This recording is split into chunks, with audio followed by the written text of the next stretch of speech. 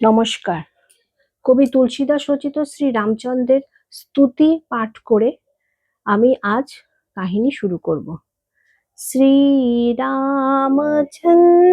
কৃপালু ভজমন হরণ ভব ভয় দারুণম নব কঞ্জ লোচন কঞ্জ মুখ কর কঞ্জ পদ কঞ্জারুণম কন্দর্প অগণিত অমিত ছবি নবনীল নীরদ সুন্দরম বটপীত মানহ তরিত রুচি শুচি নৌমি জনক সুতাবরম ভজ দীন বন্ধু দীনেশ দানব দ্বৈত বংশ নিকন্দনম রঘুনন্দ আনন্দ কন্দ কৌশল চন্দ দশরথ নন্দনম শির মুকুট কুণ্ডল তিলক চারু উদার অঙ্ক বিভূষণম আজানু ভুজ শর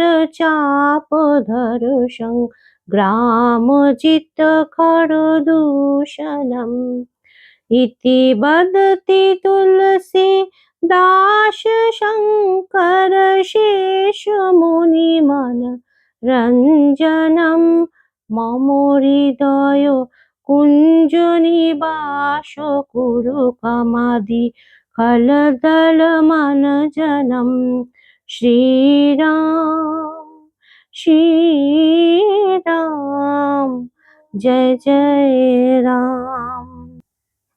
ভগবান ব্রহ্মার কাছে এই পবিত্র রাম নাম পেয়ে রত্নাকর 60,000 বছর ধরে একাসনে বসে রাম নাম জপ করে চলেছেন। ধ্যানাসনে থাকাকালীন উইপোকা তার সারা শরীর থেকে মাংস খেয়ে ফেলল, তথাপি রত্নাকর ধ্যানাসীন। 60,000 বছর অতিক্রান্ত হলে ভগবান ব্রহ্মা এসে রত্নাকরকে খুঁজতে শুরু করলেন। চারদিক তাকিয়ে কোথাও রত্নাকরকে দেখতে পেলেন না। অবশেষে অতি ক্ষীণ স্বরে রাম নাম শুনতে পেলেন।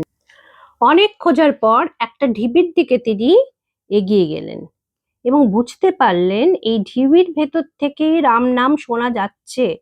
তৎক্ষণাৎ তিনি ইন্দ্রদেবকে আদেশ দিলেন, যাও এই মুহূর্তে ওই ঢিবির ওপর 7 দিন ধরে অবিরাম বর্ষণ করো।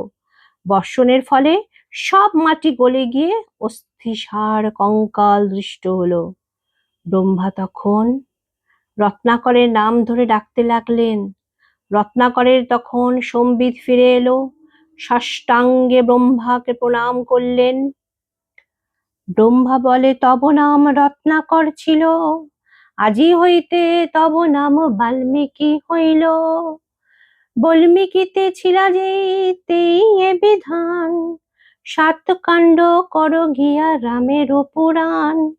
যেই রাম নাম হইতে হইলা পবিত্র, সেই গ্রন্থ রচ গিয়া রামের চরিত্র।